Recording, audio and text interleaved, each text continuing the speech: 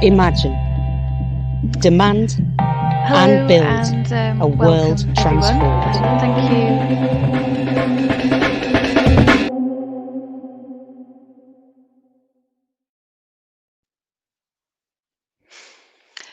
Hello and welcome, everyone. Thank you for coming to this panel discussion today, which is on reclaiming the food system, the fight for the right to food in a time of COVID, climate and capitalism. Before we begin, I've just got a few rules of engagement to go through.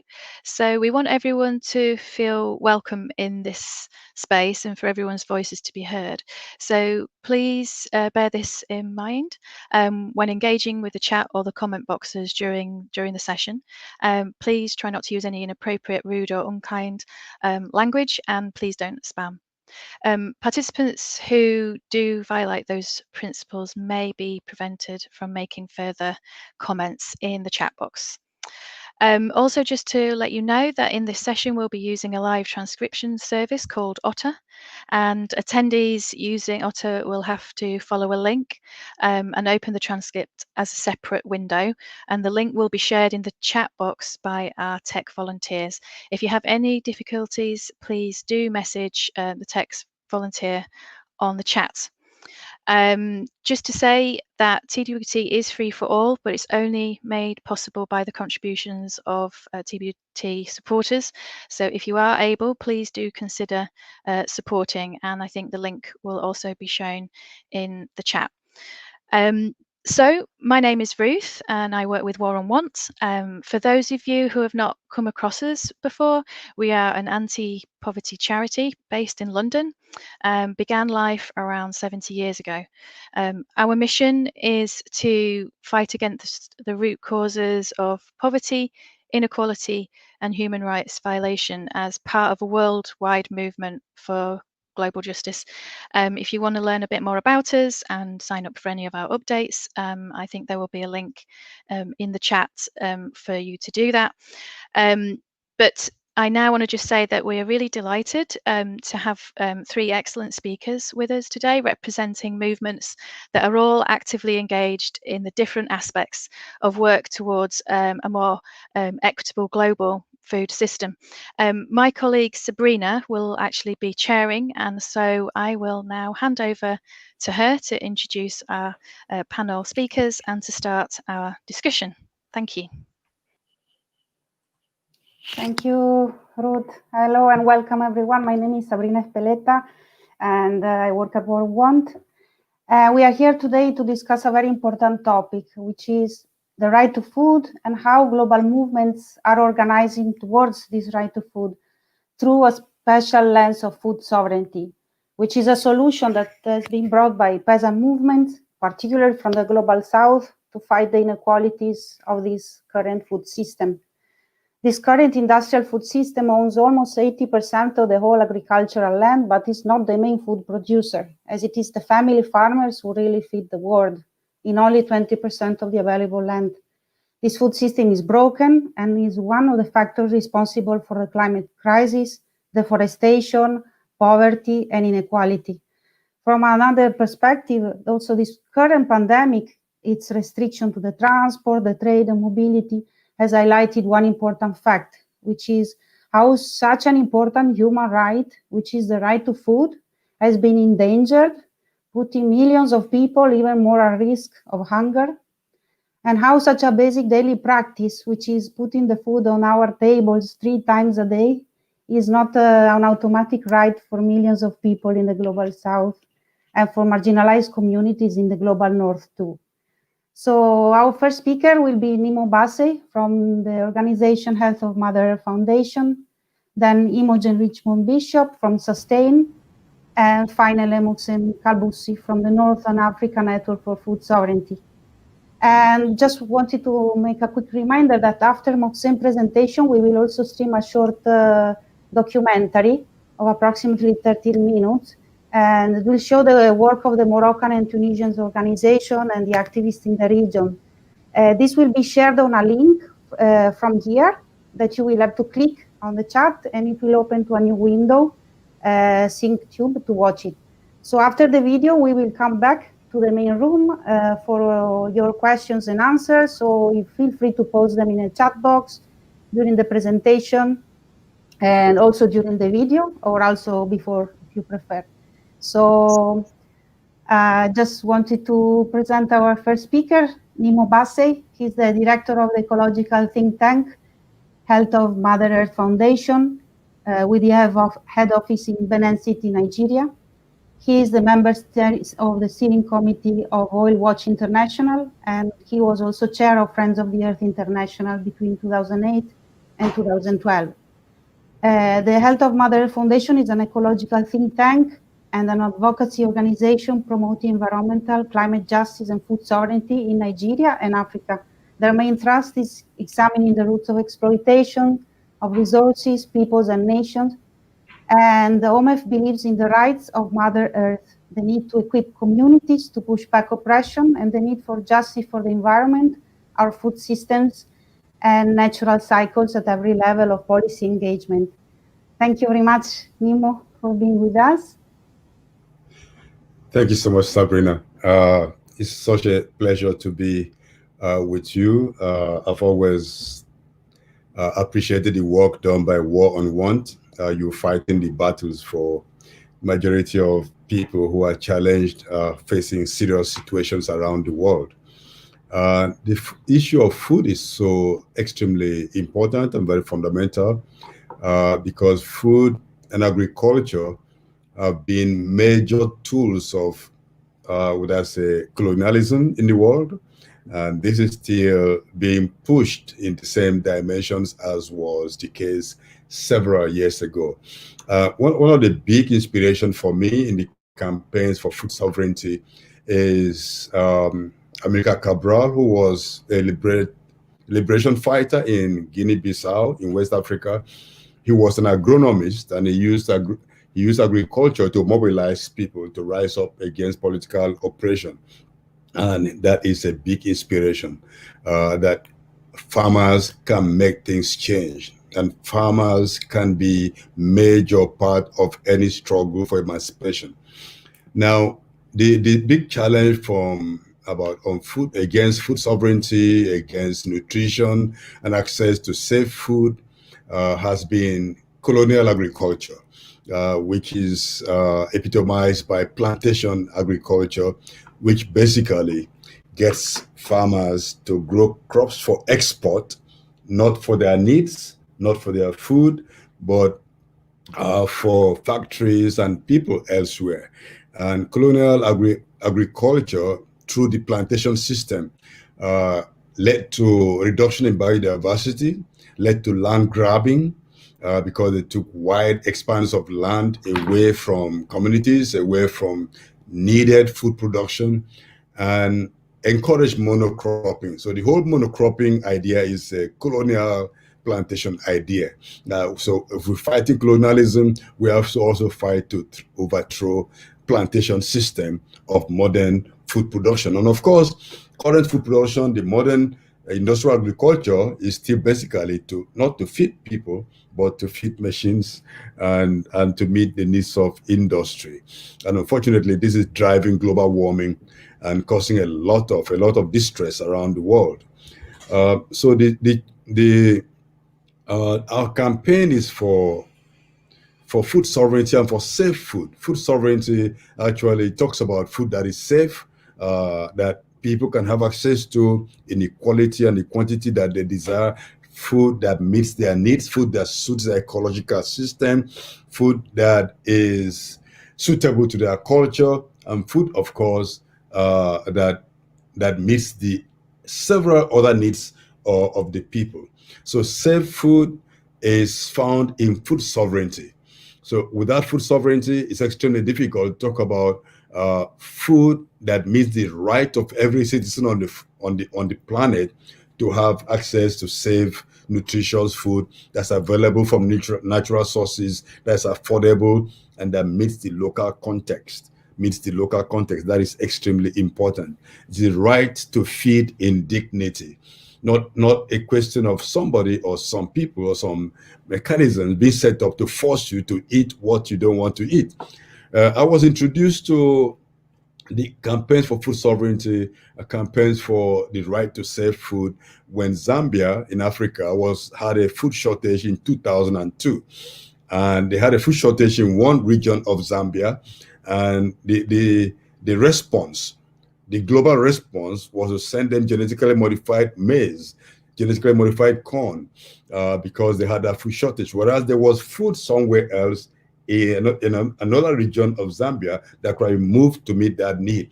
And the genetically modified corn was to be brought from far off, from somewhere else. And the shipping cost was adjudged to be perhaps more than the cost that was needed to buy the food, meet the food deficit locally. So that is when I began to personally be suspicious of food aid, especially when it's not in a situation of let's say warfare or people displaced by conflict. So food sovereignty to me is very liberating. The right of farmers to grow things on the principles of agroecology, to respect the soil, to respect the water bodies, to respect local seed, right? Farmers to have the right to save seed and also to use the seed and to share the seed, and because seeds are the essence of life, of culture, of conversations, and of building resistance. The seed is such an important symbol and also an important tool of life, of resistance, of liberation, and of everything you can think of. The seed is so critical. But over the years, we've had in Africa several millions of hectares of land grabbed by speculators from other regions who are, of course, growing crops for export.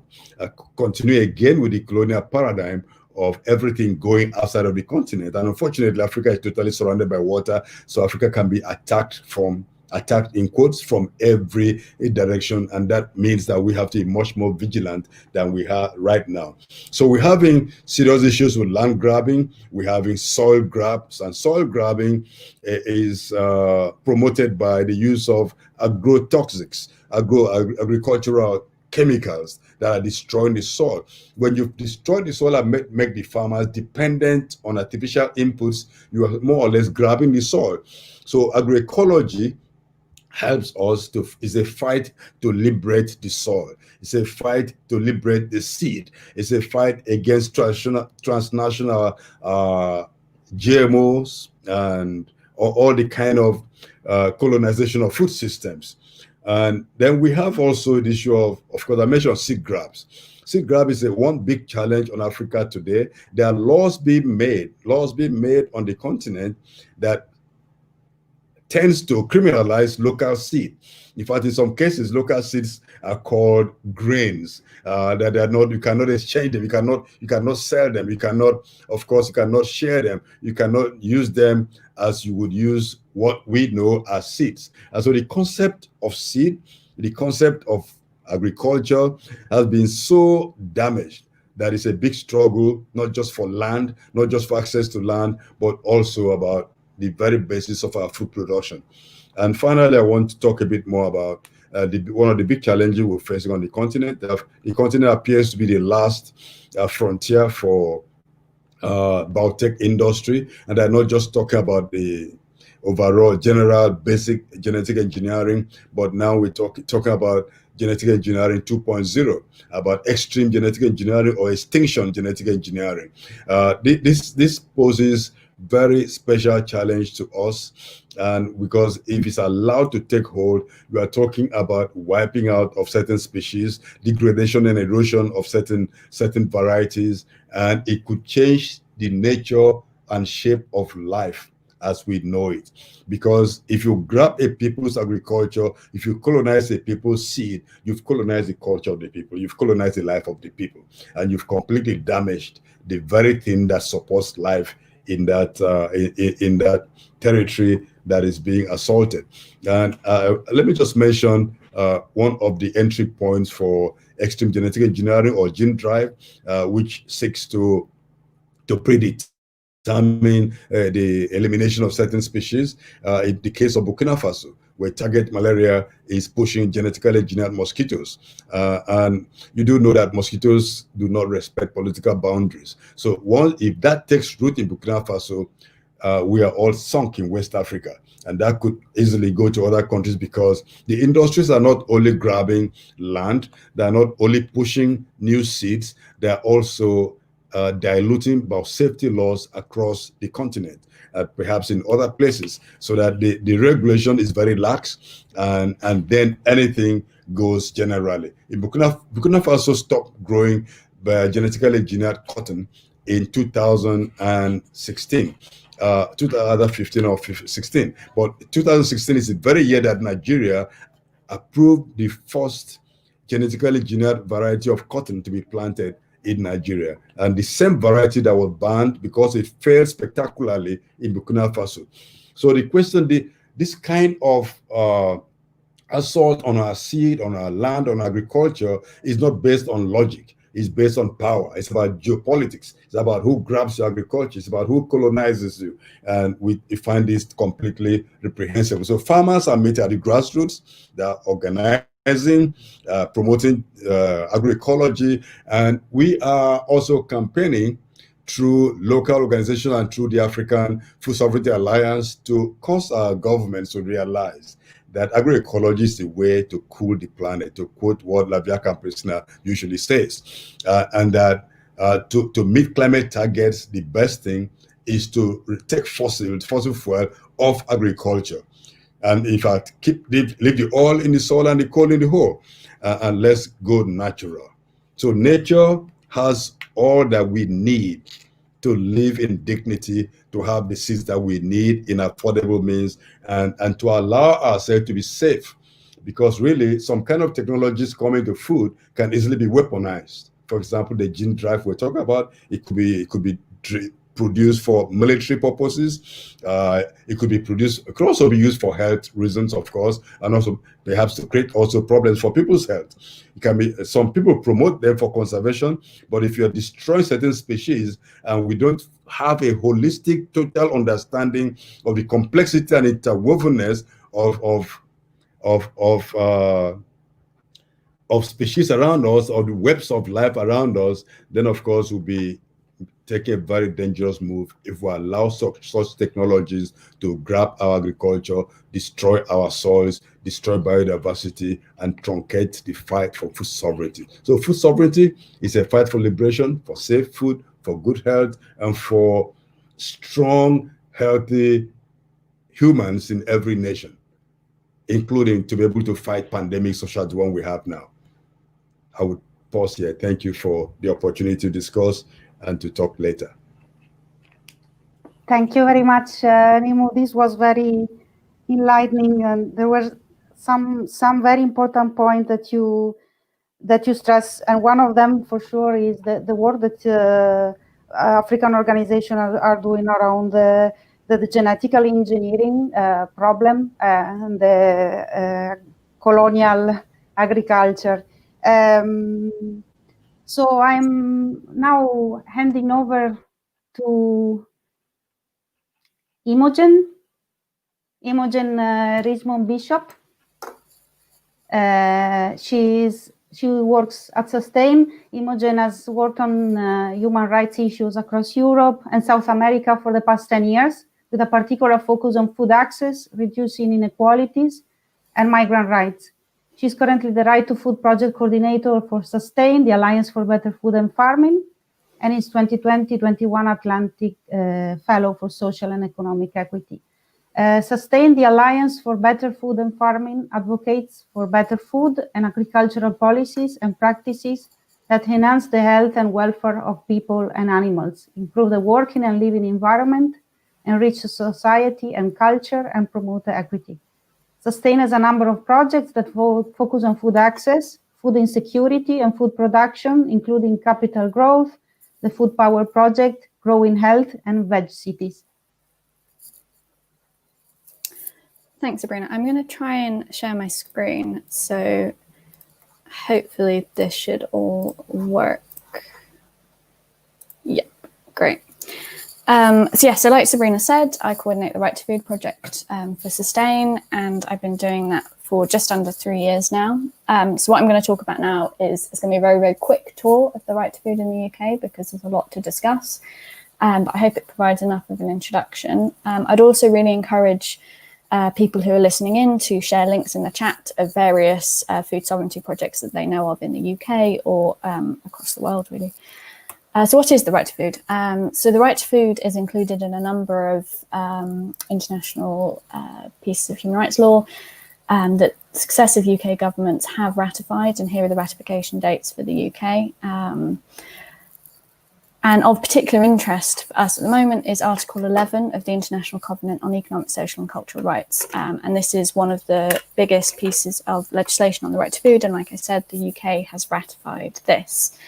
The International Covenant on Economic, Social and Cultural Rights imposes 3 types of obligations on states to respect, protect and fulfil the right to food. I'm going to focus really here on fulfil and what that means, because there's some misconceptions around the right to food, and in particular an idea that the right to food just means providing food to people, but that's not correct. It's about enabling conditions where people can access food, and that will be predominantly through economic means.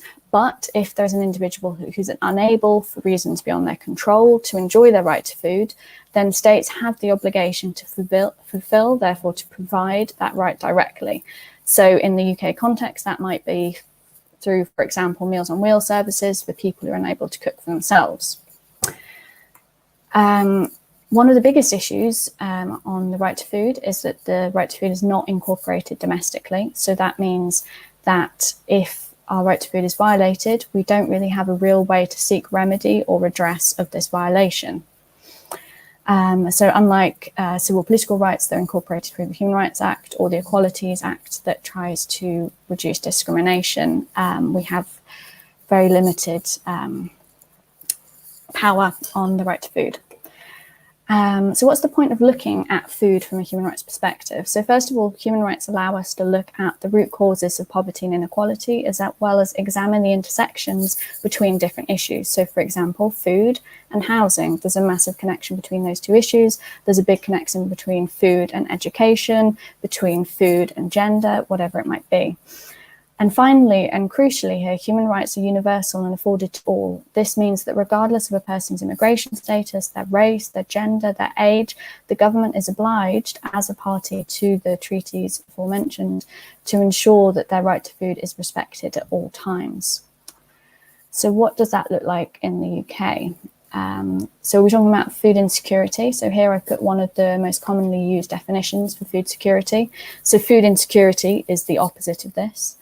So this means that people always need to have access, and this can be economic and physical access to food, but it can't just be any old food. It needs to be safe. It needs to meet the nutritional needs of the person. It needs to meet their preferences. It needs to be accessed in a dignified way. So we don't actually have precise household food insecurity figures for the UK, but the first figures from the Department of Work and Pensions on this will be coming out next year. But what we do know is that there are millions of people that sit somewhere along this scale on the right of the screen. And that means that they are either having to reduce the number of meals, they're having to skip meals, they're having to compromise on the quality of their food. And actually in this scale, the color green is a little bit misleading because obviously even experiencing mild food insecurity is a very worrying and uncomfortable place to be, and it shouldn't be happening. Food security is not just about having access to enough calories, it's also quality of the food that people have access to. And this isn't just down to individual choice, but it's about political decisions and systems that determine who has access to what food and what food they can afford. So for example, if the government cuts welfare payments, meaning people cannot afford to buy enough fresh fruit and veg, you cannot then shame them if they're not meeting dietary guidelines. What impact does food insecurity have in the UK? Well, the data that we do have shows that malnourished people see their GP twice as often, have 3 times the number of hospital admissions, and that people in deprived neighbourhoods where there are higher rates of household food insecurity live on average 7 years less than in wealthier neighbourhoods. So what's causing food insecurity? Well, there are a lot of causes in the UK, and a lot of them stem from the political system. So this graph here is from the Equalities and Human Rights Commission cumulative impact assessment that looks at tax and welfare changes that have been made over the past decade and the impacts that this has had on people across the UK. So poorer households are more likely than richer households to lose out from reforms, as you can see here. But I think even more significantly, 4 in 5 households in the 9th decile, so those are on the highest incomes, have actually gained from tax and welfare cuts. Furthermore, the majority of white people have gained from the reforms, but for example, 3/4 of Pakistani households have lost out. But what does this actually mean in numbers? So Bangladeshi households have lost on average £4,400. Lone parents will lose an average of £5,250, or 1/5 of their income on average. Households with at least one disabled adult and a disabled child will lose about 13% of their annual income. So, for example, if you want to look at one particular policy that's had a significant impact on food insecurity, especially for children, you could look at the 2-child limit. So this was a policy that was introduced in 2017, enacted in 2017, and it restricts the universal credit, the child element of that, and child tax credits to the first 2 children only. So that means for any subsequent birth, you are not entitled to receive money for that child.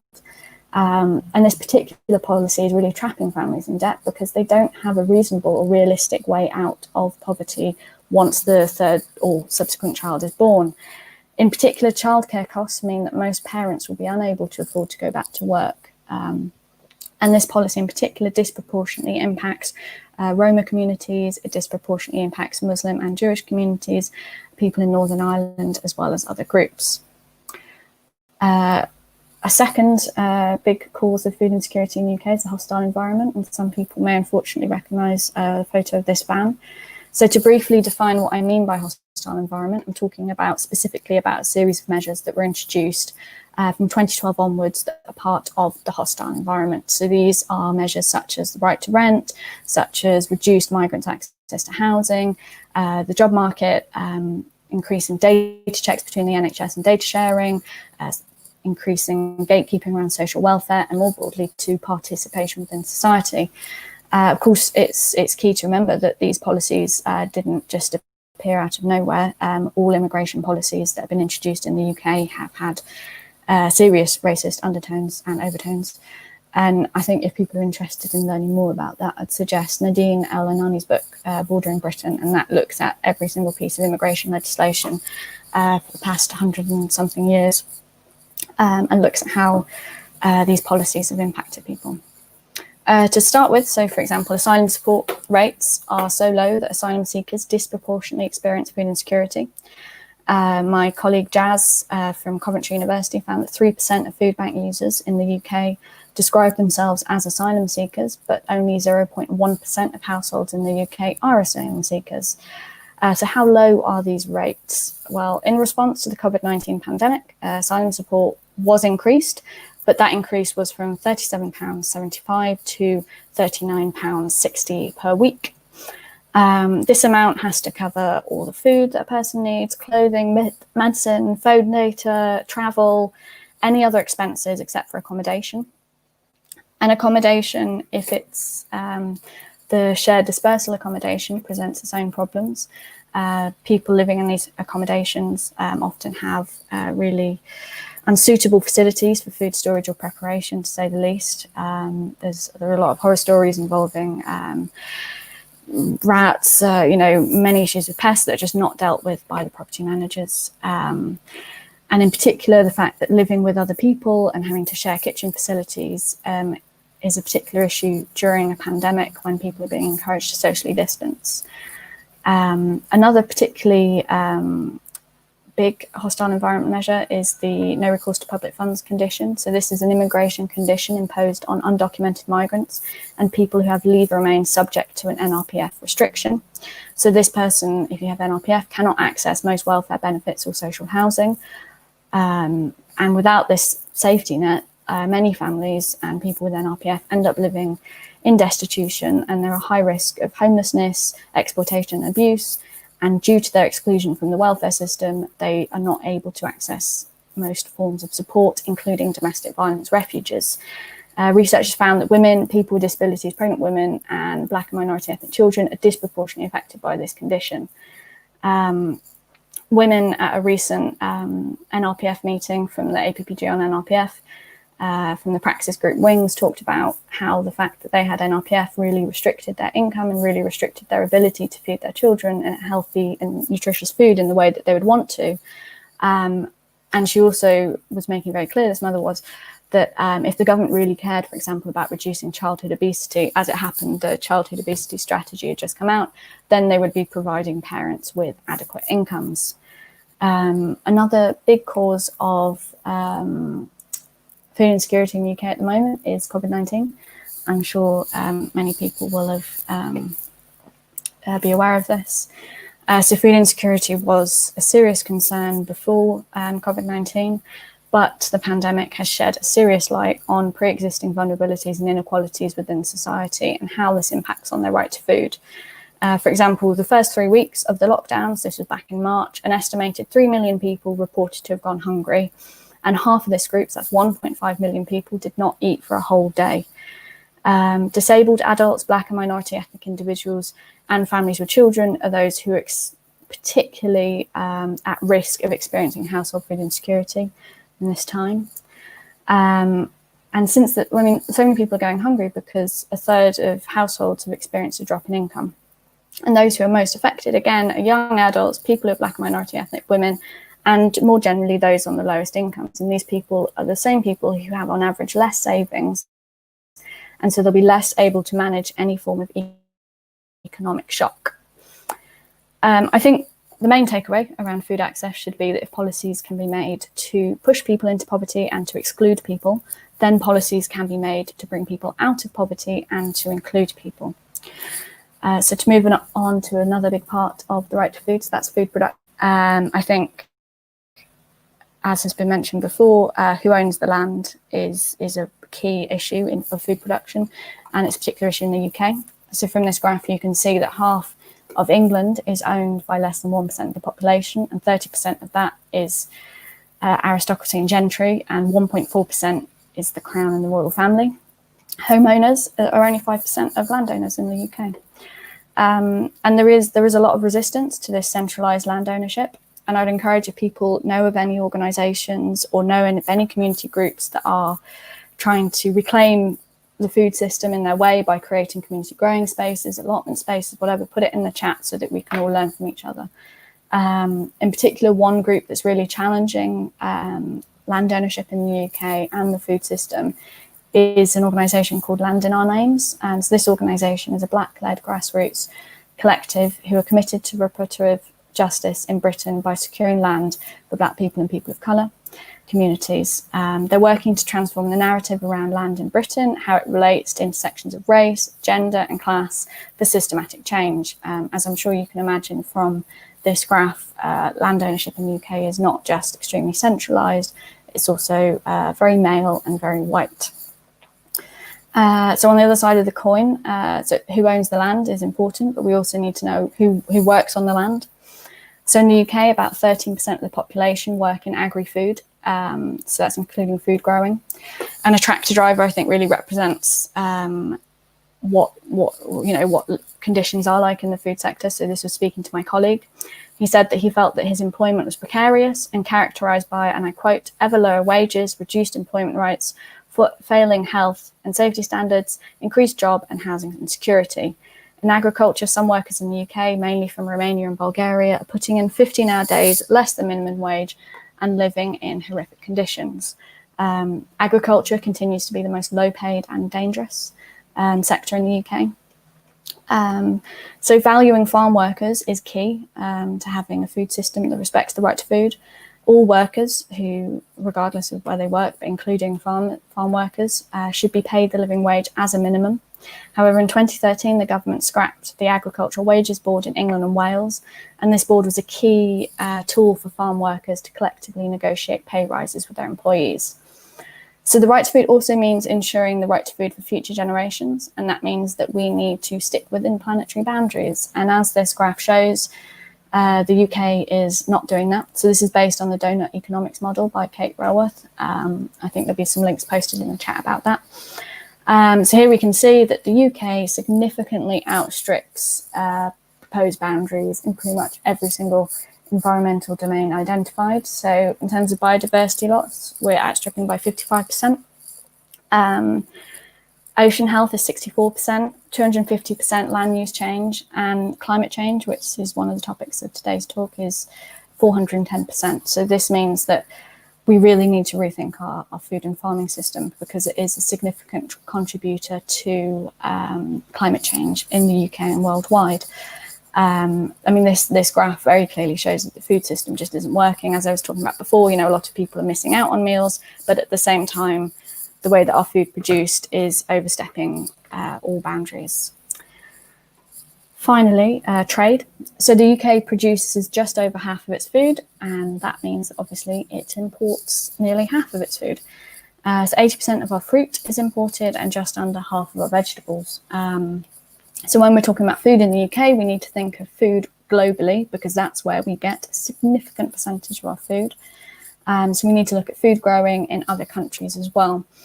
And we also need to, particularly in the context of Brexit, we need to understand what impact will trade deals have on the right to food in the UK, but also abroad. Just this weekend, there was an article in The Observer that joins a very long list of different books and exposés and reports that look at how people live who produce the food that ends up on our plates. In particular, they interviewed people who were working in the 31,000 hectares of farms and greenhouses in Andalusia in southern Spain, which is known as the Plastic Sea.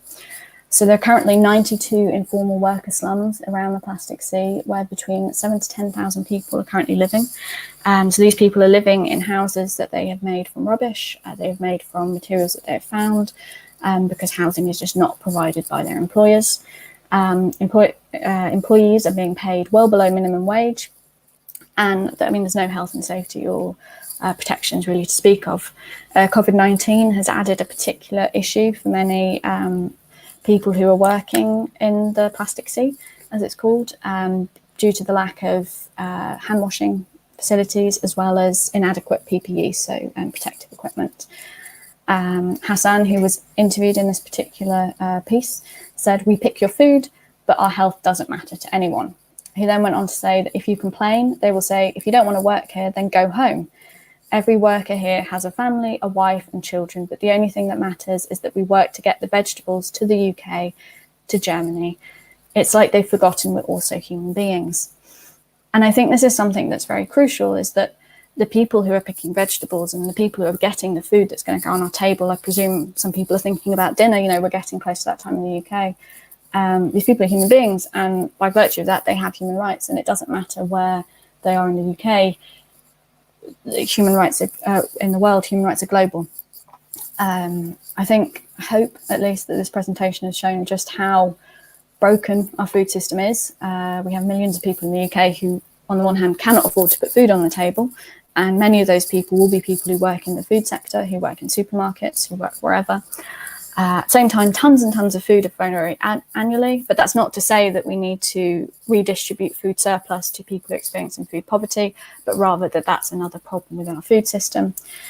And furthermore, the way that our food produced is contributing to climate breakdown, biodiversity collapse, soil erosion, and just more broadly is basically threatening the planet that we live on. We don't have any alternative but to challenge this. And I think part of that will be moving towards, like Nima was saying, is moving towards food sovereignty, moving towards increasing rights, increasing people's access to land, but also just stop treating food as a commodity. Food is a human right, and it should be treated as such. So I'm going to stop sharing my screen and hand over to you, Sabrina. Thank you, Imogen. That was really sorry, it's very quick. I'm happy to answer questions afterwards. Sorry. Yeah, sure. Yes, feel free to add any questions on the comment section, and after the video presentation, we will have a short Q&A session. And yes, that presentation had highlighted very serious problems also in the UK related to who owns the land and who works the land. So absolutely, the right to food concept is a much wider issue that touches so many different sectors and people. So thank you so much, Imogen. Then I want to introduce now the last speaker, who is Mohsen Kalboussi. He is a Tunisian researcher and living and working in Tunisia and specialized in animal ecology.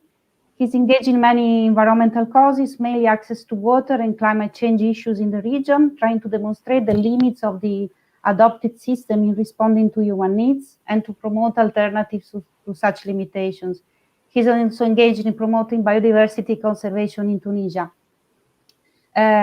He is one of the members for the Tunisian representation of the North African Network for Food Sovereignty, which is a regional network that brings together representatives of trade unions, cooperatives, associations that work on food sovereignty, defending agricultural workers, smallholder farmers and fisherfolk, and conserving indigenous seeds and protecting water and land. For those who just connected now, after his presentation, we will stream a short documentary, and they will post a link to click, and it will open to a new window, so we can watch the documentary there. This documentary will show the work of the Moroccan and Tunisian organizations and the activists in the region. And then after the video, we'll come back again to the main room, to this link for questions and answers. So feel free again to post them in the chat box during the video, before, and we will answer after the video stream. Thank you, Mohsen. Okay, thank you, Sabrina. The region from which I come is North Africa, and the region about which I will talk extends from Morocco to Egypt. So this region is mainly compounds mainly two major countries. We have Algeria and Libya, which economy is based on hydrocarbons, and the other three countries, Tunisia, Morocco, and Egypt, are based both on agriculture and tourism. So our basic challenges in the region are water and land grabbing. This is very visible, mainly in Morocco, where the system, the production agricultural system, is focused on exporting foods mainly to Europe, and where small producers sold their lands because they were not able to compete with big companies, and being later workers in these companies. We face also the problem of water grabbing.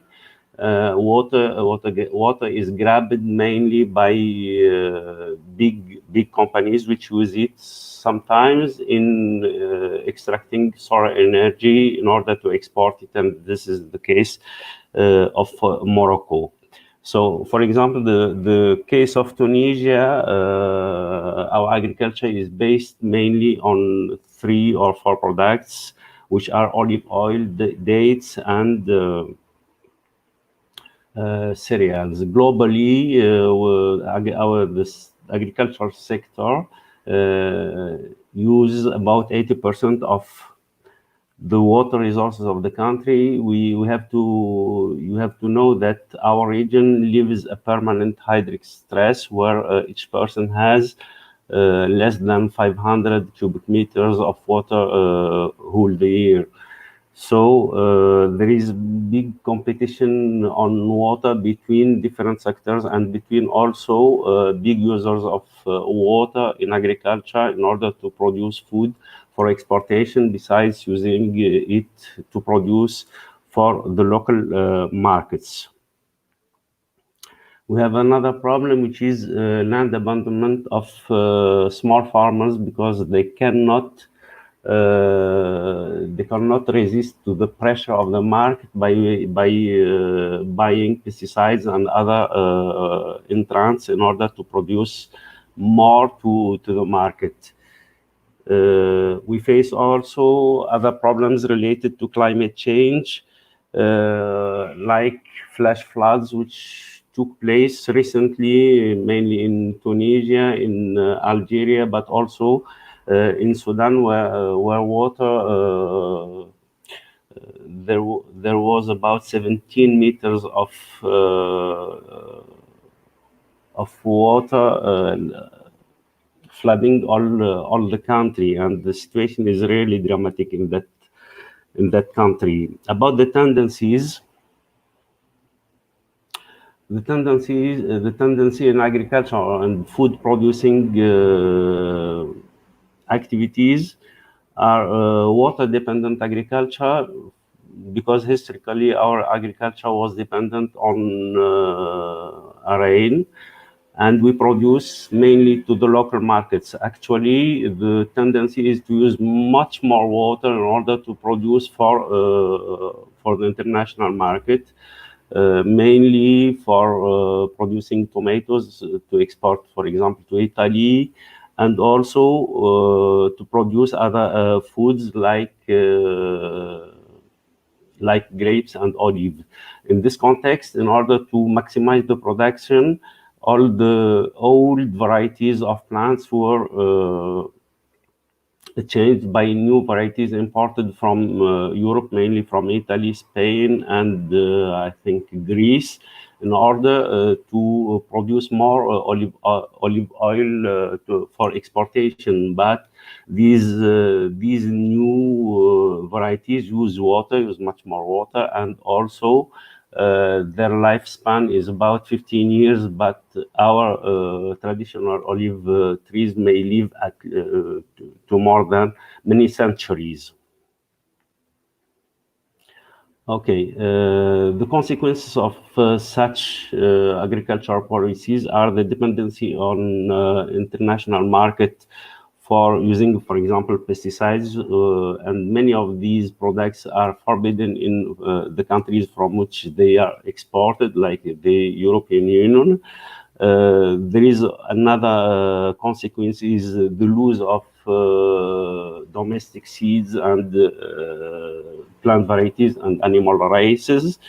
But there are a lot of movements struggling against these tendencies, like struggles for a clean water, like also struggles for access to land, and also local management of lands. You shall know that lands are the property not only of the private sector, but also here in Tunisia, for example, the state is a big owner of land, and these lands were given to private persons linked to the ancient nor the land production, and people are actually struggling against the state in order to get access to land and produce safer and sustainably.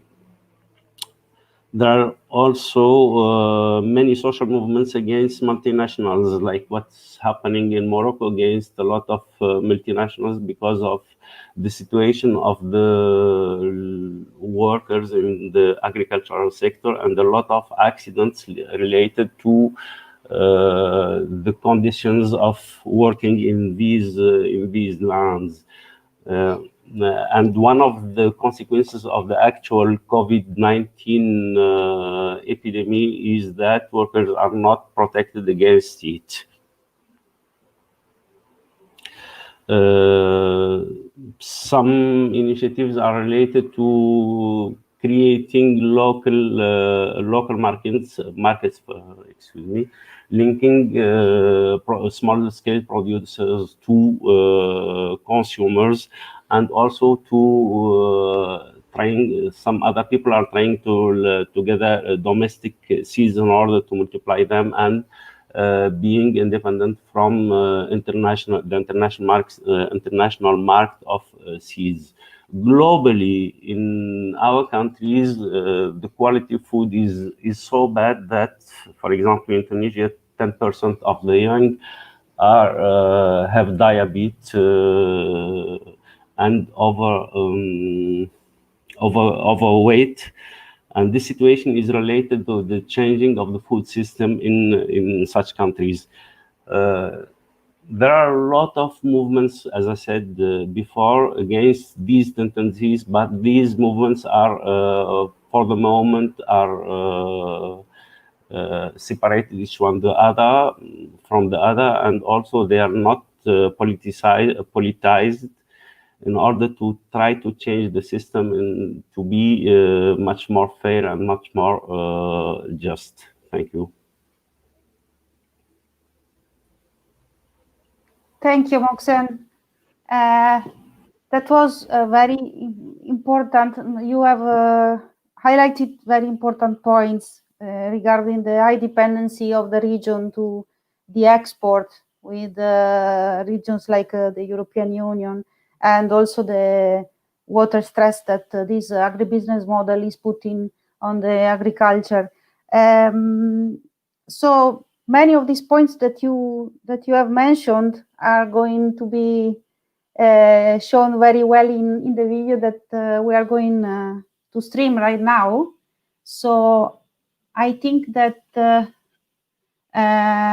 we are ready for the video, and you have to click on the link that they are posting on the chat, and you will be redirected automatically to the video. Please let us know if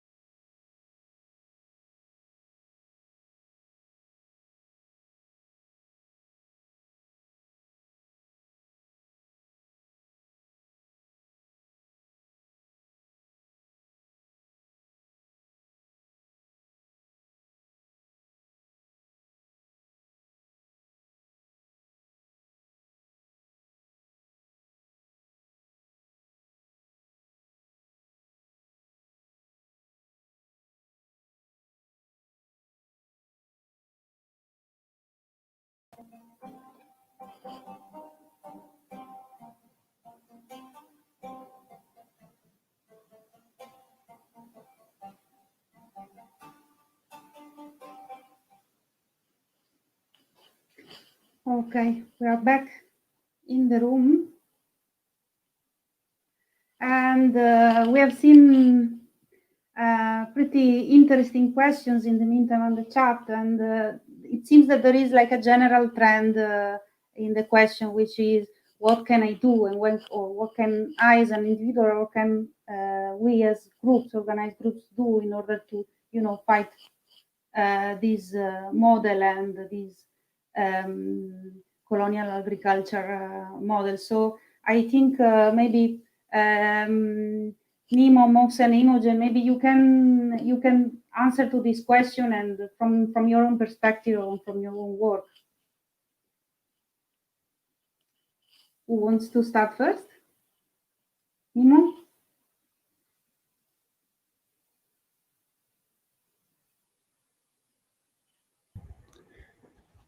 Well, we just saw a very important video, and I think it addresses the issues that we've been discussing very squarely. The exclusion of farmers in so-called development projects, taking over lands and territories. And I think what we can all do individually, and of course we need collective action, to support all movements who are standing against this kind of exclusion, this kind of land grabbing or water grabbing. Even if the project is green, it's so-called green, it must be just. We can't say because it's a green project, therefore you can take people's lands and destroy farms and destroy lives. One other thing we can do is to buy local, try to buy local food. Wherever you are in the world, there are farmers who are growing crops in cities. Patronize those local farmers, those farmers who are growing food without using agrochemicals. This is one way of sending a big message to the big farmers, to the industrial farmers, that people have a choice. Food sovereignty is about choice, that we have a choice to eat healthy food, and that food is a celebration. So when you have local food, you can really tell stories about the seed, tell stories about the food, and celebrate the food that you have. So the local food market, seed market, agricultural market is a place for celebration and for organizing. And we can't do that in the big shops selling imported stuff.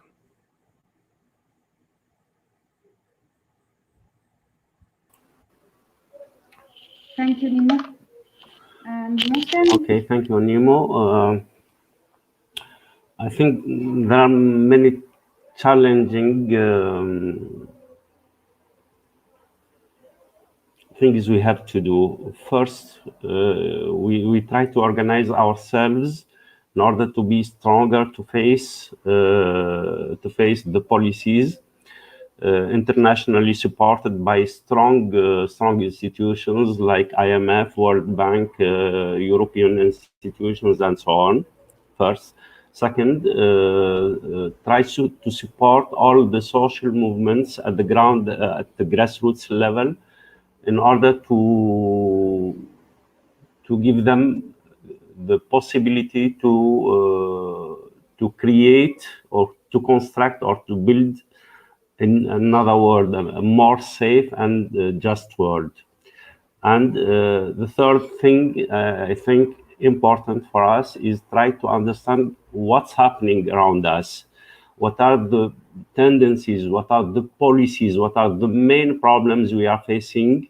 For example, the debt problem, which is tying all the economies of the region and making all the societies very fragile, which renders them unable to face all these challenging problems. We have to think, to do many things at the same time, but the first challenging thing is to organize ourselves to be more strong to face all of these international actors. Thank you. Thank you, Mohsen. And Imogen, you want to add something about? Yeah.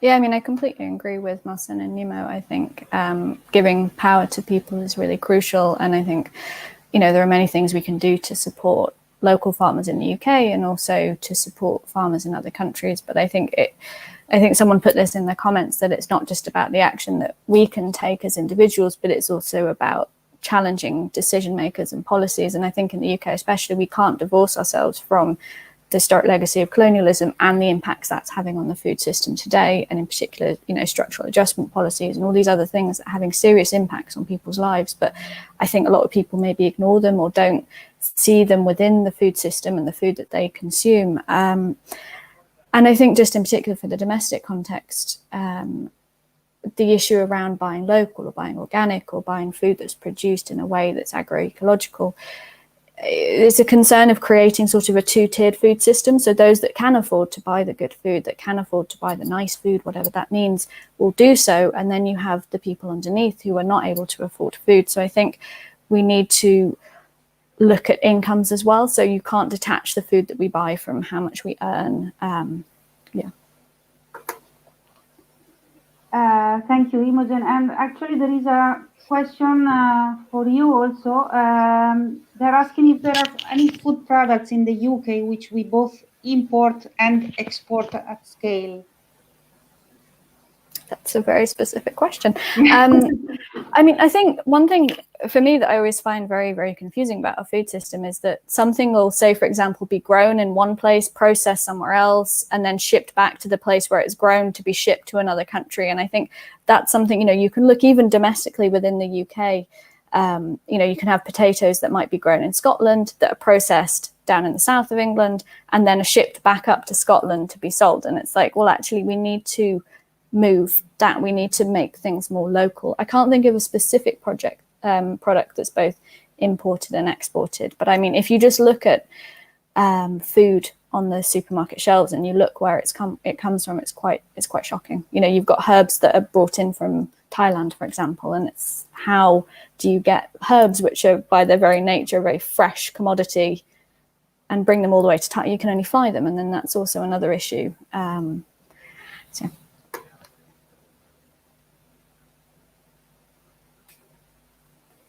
I think this is also an interesting question for Mohsen and Nim. What are the products that your regions are actually exporting to the UK in terms of, you know, heavy volume of export? Nima, you want to go first?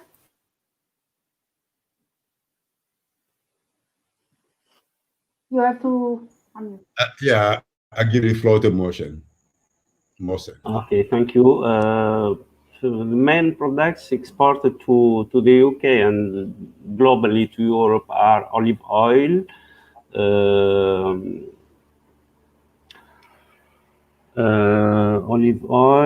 and also dates. But you shall know that dates are produced in oases, and oases are situated around the Sahara.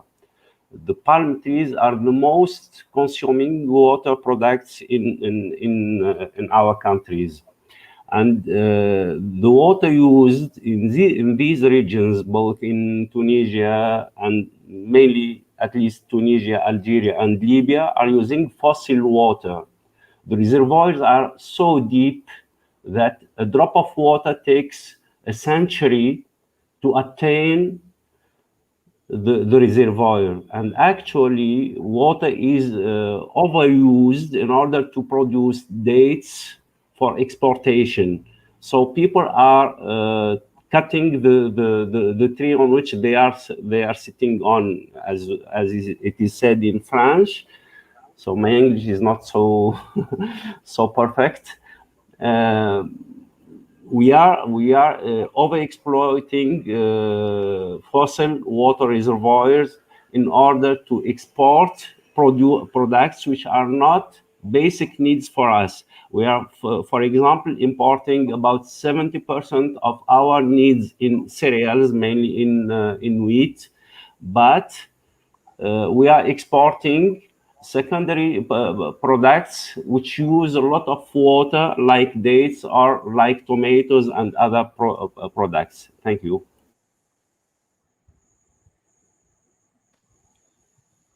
Thank you, Mohsen.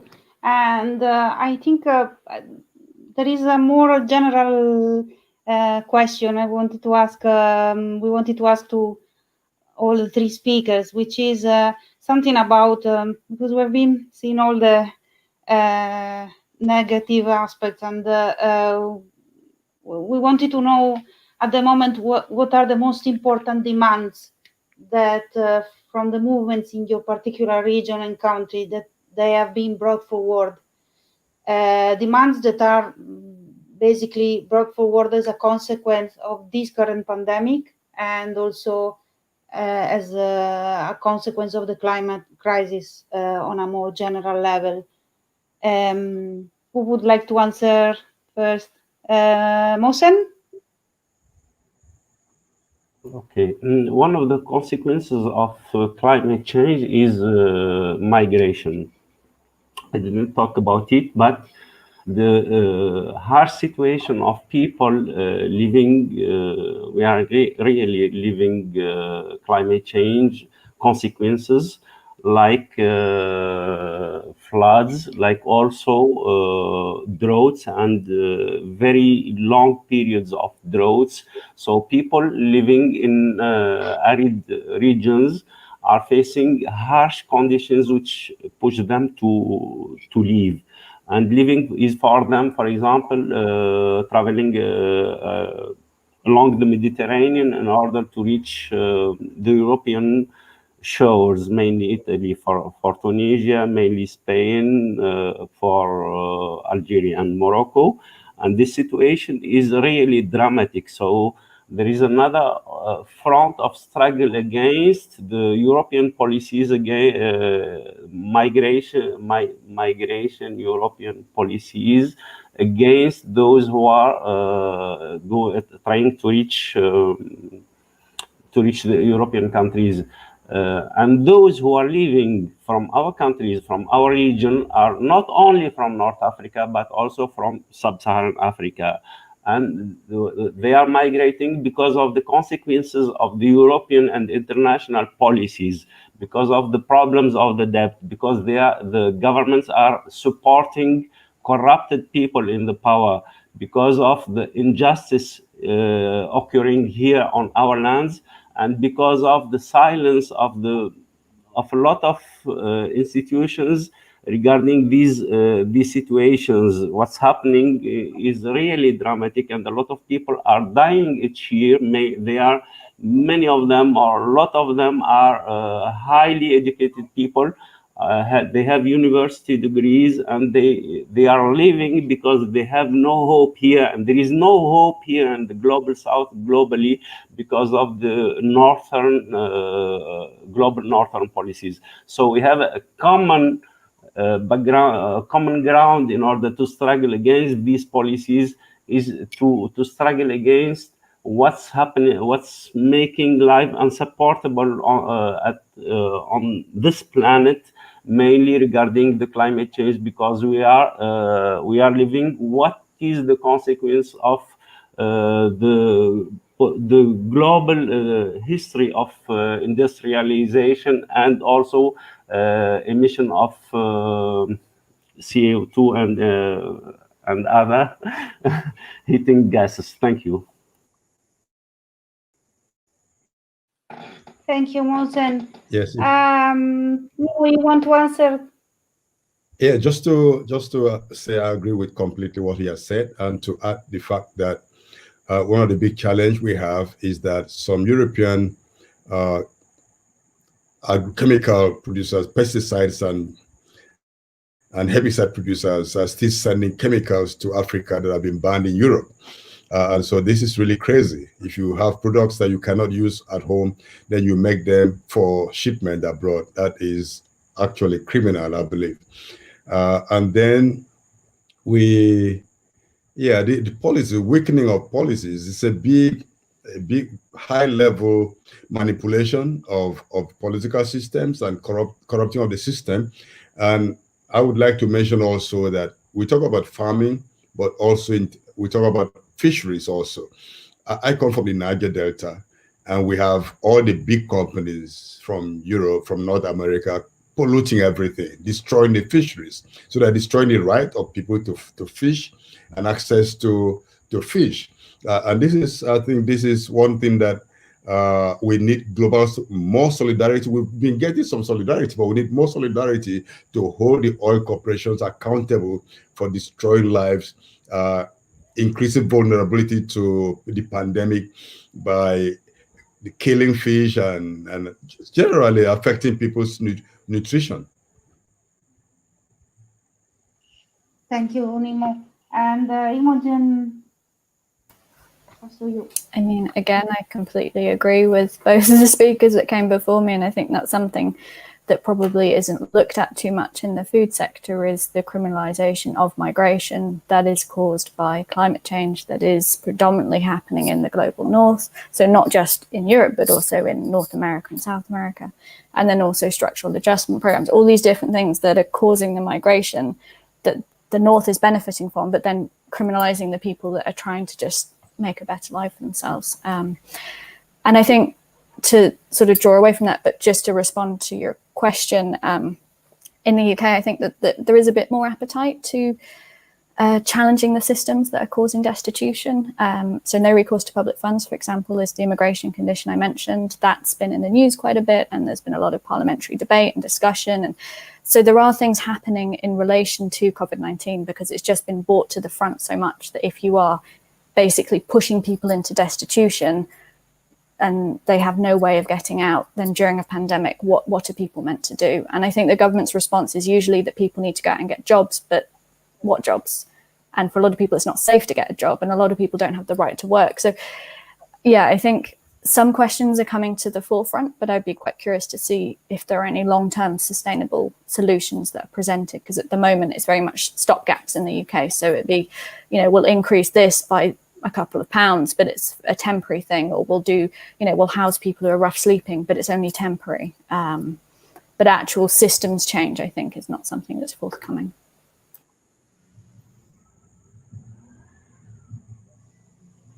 Thank you, Imogen. Before we pass for maybe one last question, because we're almost the time is almost over, I wanted to remind you that there are very, very interesting links related to each person presentation, as well as the link to the video that we just saw. And if I am not wrong, there is a community link to the TWT, which I think they've already posted in the comments. Yes, there it is, Community World Transformed. If you click on that link, there will be a list of all the resources, reports, information about the whole conversation that we had today, from the work on the right to food in the UK to the work done by HOMEF, and also about the African Alliance for Food Sovereignty, and also links to the report that North African partners have done on food sovereignty in the region. So there is also a written booklet in English available that you can download and read, watch again the video if you liked it, and spread it as much as you can. So please just click on that link and you will find all the resources there. And I think that we really have very, very little time, but I think maybe we could close with a positive message from each of you, and saying how the movements are organizing regionally, and maybe Sustain can say about the networks in the UK, Moxen about the North Africa network, and Nimo about the work with the networks in Africa. Imogen, you want to start? Yeah, so different organisations working on different aspects of the food system work together relatively closely in the UK. So for example, there's the Food Poverty Alliance that meets fairly regularly to try and look at various issues, and that's mainly looking at food access, but also Sustain's been coordinating communications within the Alliance about an upcoming agricultural bill that's coming out. I would also say that there's a global network of the right to food and nutrition that Sustain is a member of, and that connects people in the global north, the global south, basically people across the globe. And that's been a really interesting resource to connect with other people and to understand other people's struggles and to learn, I think, as well together. Thank you very much. And Mose, maybe you can tell us a little bit about how you're organizing with the North African Network. And in the resource list that we have put, there is also a direct link to siada.org, which is the official website of the North African Network for Food Sovereignty. Okay, thank you for the question. First, we started working together since, I think, 2 to 3 years. So we are very, very young. The North African Food Sovereignty is present for the moment in Morocco, Algeria, Tunisia, and Egypt. We are trying to organize ourselves for the moment at the grassroots level in order to gather the maximum of organizations or people interested in food sovereignty struggles. First, and also we are trying to open to other countries in the region, mainly Mauritania. We are not present there. Then Sudan, we have some contacts with the Palestinian people living under the Israeli occupation, and possibly later we will involve some other people from the Middle East in the Arab region globally, because this region really is a very complicated one. There are a lot of conflicts, a lot of wars. What's happening in Yemen is horrible, is horrifying. What's happening in Libya also is horrifying. But besides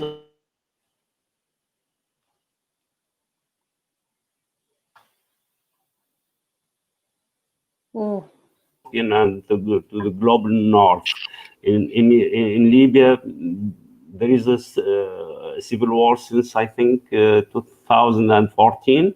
And oil did not stop to be exported to European countries. This is the case in Syria. This is also the case in Iraq, and in all of these countries. A lot of conflicts have been provoked mainly by the United States. Let's call it the American imperialism. This is it. What the collapse of Gaddafi in Libya and the destabilization of Libya was not the consequence of local movements, but it was supported by the NATO and by the French government and by all of these global manipulations, mass manipulations. What was happening in Syria is not a fight for freedom, because of the terrorists were there, and they were supported not only by European countries. They call them fighters for freedom. For which freedom they are fighting, I don't know, but they are fighting in order to support the presence of the Israeli occupation, of the Turkish occupation, of the American occupation of Syria. You shall know that Syria was the only Arab country which was self-sufficient in wheat production. And one of the main objectives of that war was the destruction of the gene bank of Syria and all of the agricultural infrastructure in that country. So what's happening here is not a consequence of barbarism or of a case of being against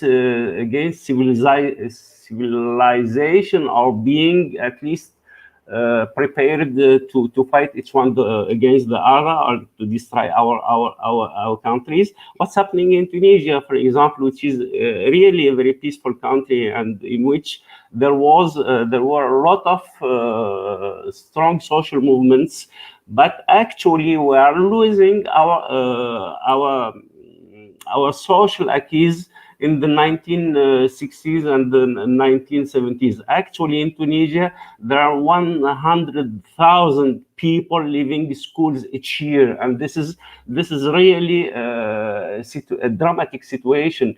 We are facing actually situations like the right to food, the right to water, the right to at least a decent life. We only revendicate, if you like, dignity. What's called to living in dignity, which means not to be wealthy. We need to be to live safely and to have hope in the future.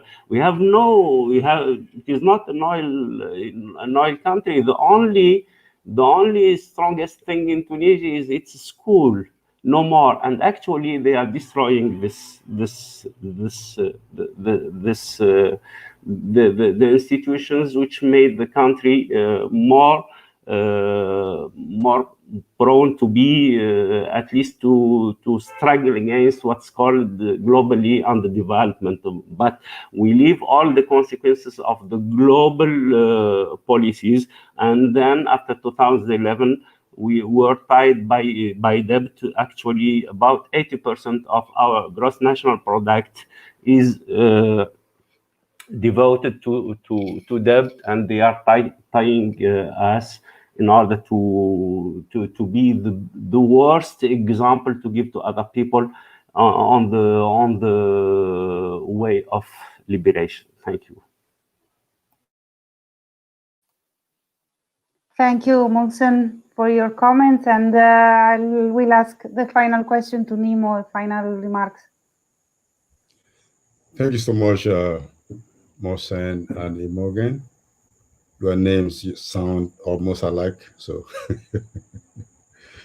thank you for your comments, because really I can feel there's been a lot of economic warfare against African countries, as well as open military warfare, and everything is about dominance and about takeover economies. We've had this from the 1980s, 1990s, through the World Bank structural adjustment programs, destroy local agriculture, and impose certain systems that don't help people to enjoy, to develop to proceed the way they want to go. And I think we need to do more of organizing to overturn these political and economic systems. And I would like to see the North African Food Sovereignty Alliance working closely with the African Food Sovereignty Alliance, because we're all together in this business, this thing. So let's build a bridge across the desert. The desert must not separate us. We're all in the same struggle.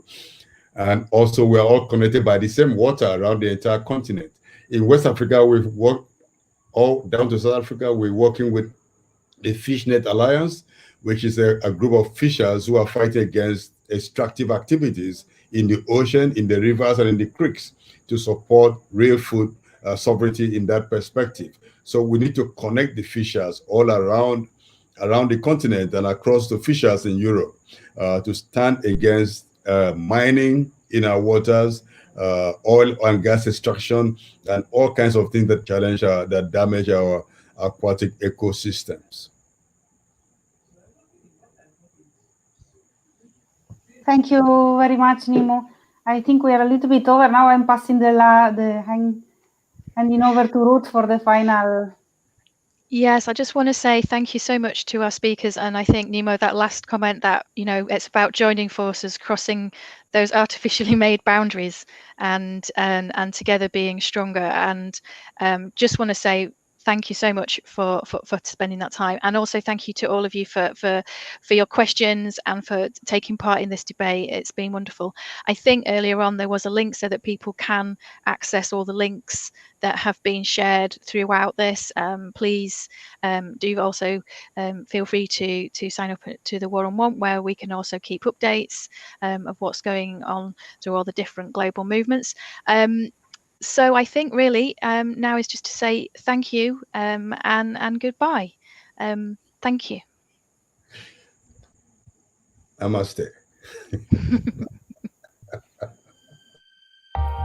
View the full TWT20 program and become a supporter today to help us deliver political education all year round at theworldtransformed.org.